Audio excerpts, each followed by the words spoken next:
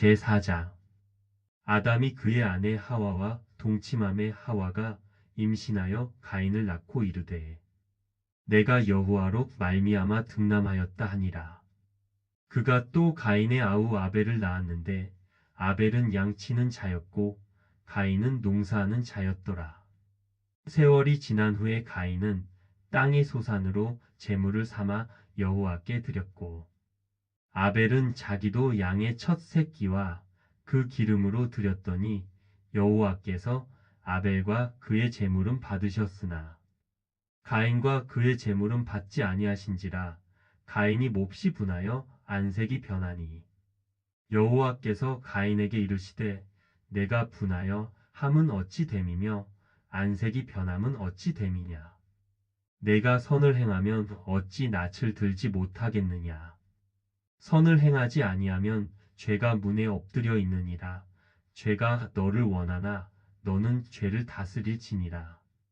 가인이 그의 아우 아벨에게 말하고 그들이 들에 있을 때에 가인이 그의 아우 아벨을 쳐 죽이니라. 여호와께서 가인에게 이르시되 내 아우 아벨이 어디 있느냐. 그가 이르되 내가 알지 못하나이다. 내가 내 아우를 지키는 자니까. 이르시되 내가 무엇을 하였느냐. 내 아우의 핏소리가 땅에서부터 내게 호소하느니라.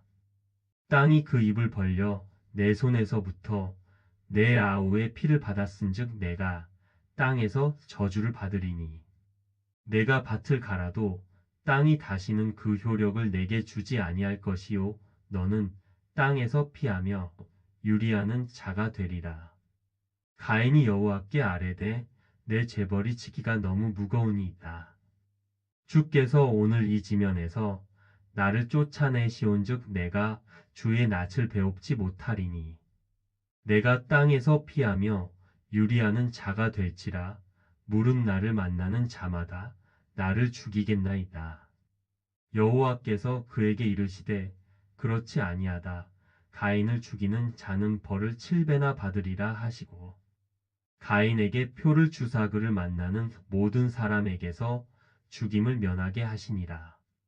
가인이 여호와 앞을 떠나서 에덴 동쪽 놋 땅에 거주하더니 아내와 동침함에 그가 임신하여 에녹을 낳은지라. 가인이 성을 쌓고 그의 아들의 이름으로 성을 이름하여 에녹이라 하니라. 에녹이 이랏을 낳고 이랏은 무후야엘을 낳고 무후야엘은 무드사엘을 낳고 무드사엘은 라멕을 낳았더라. 라멕이 두 아내를 맞이하였으니 하나의 이름은 아다요 하나의 이름은 실라였더라. 아다는 야발을 낳았으니 그는 장막에 거주하며 가축을 치는 자의 조상이 되었고 그의 아우의 이름은 유발이니 그는 수금과 퉁소를 잡는 모든 자의 조상이 되었으며 실라는 두발 가인을 낳았으니 그는 구리와 쇠로 여러 가지 기구를 만드는 자요 두발 가인의 누이는 나아마였더라. 라멕이 아내들에게 이르되 아다와 실라여 내 목소리를 들으라. 라멕의 아내들이여 내 말을 들으라.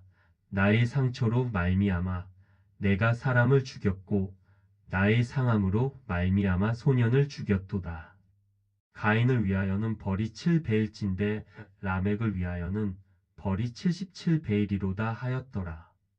아담이 다시 자기 아내와 동침함에 그가 아들을 낳아 그의 이름을 셋이라 하였으니 이는 하나님이 내게 가인이 죽인 아벨 대신에 다른 씨를 주셨다 함이며 셋도 아들을 낳고 그의 이름을 에노스라 하였으며 그때에 사람들이 비로소 여호와의 이름을 불렀더라.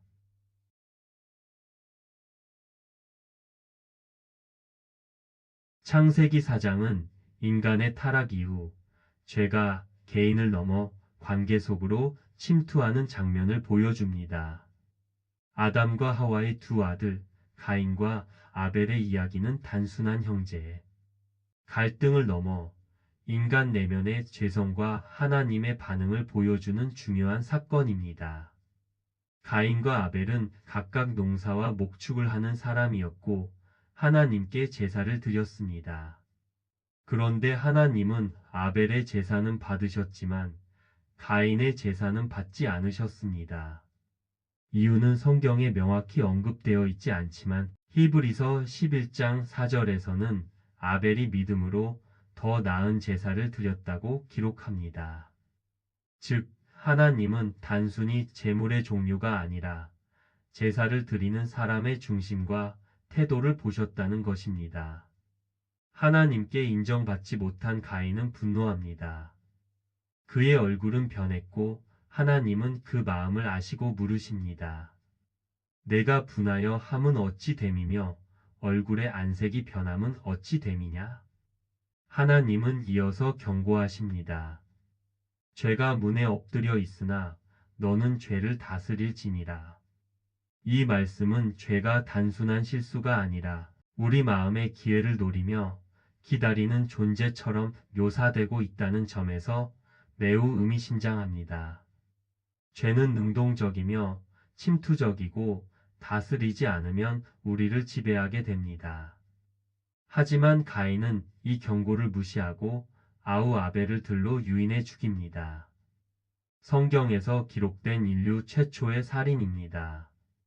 죄는 결국 타인에게 상처를 입히는 방식으로 폭발하고 그것은 하나님 앞에 부르짖는 피로 남습니다. 하나님은 가인에게 아벨이 어디 있느냐고 물으시고 가인은 차갑게 대답합니다. 내가 내 아우를 지키는 자이니까? 이는 단절된 책임감, 깨어진 공동체 의식을 보여주는 말입니다.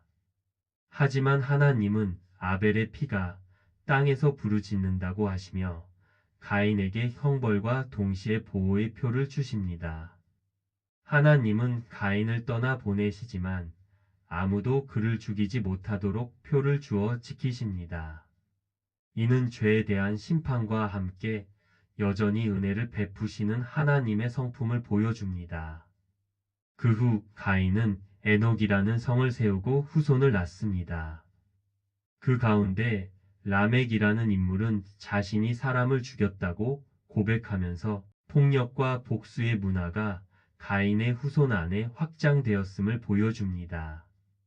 인간의 죄는 시간이 지날수록 개인을 넘어 사회와 문명 속에 뿌리 내리게 됩니다.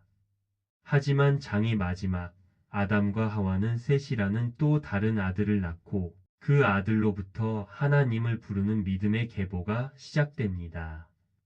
셋도 아들을 낳고 그의 이름을 에노스라 하였으며 그때의 사람들이 비로소 여호와의 이름을 불렀더라. 이 말씀은 죄의 흐름 속에서도 하나님을 찾는 새로운 흐름이 시작되었음을 의미합니다. 오늘날 우리도 이 두 흐름 가운데 서 있습니다. 죄를 따를 것인가, 하나님의 이름을 부를 것인가? 내가 드리는 제사의 중심은 어떤가? 죄는 언제나 문 앞에 엎드려 있지만 하나님은 우리가 그 죄를 다스리길 바라신다. 그리고 실패했을 때도 여전히 우리를 찾아오시고 회복의 기회를 남겨두신다. 오늘 나는 그 하나님 앞에 어떤 선택을 할 것인가?